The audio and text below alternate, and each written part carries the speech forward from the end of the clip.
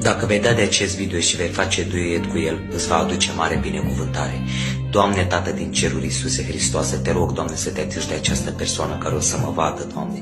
Adu-i, Doamne, binecuvântare, Doamne, în viața lui, Doamne, în familia lui, Doamne, la copilașii lui, Doamne.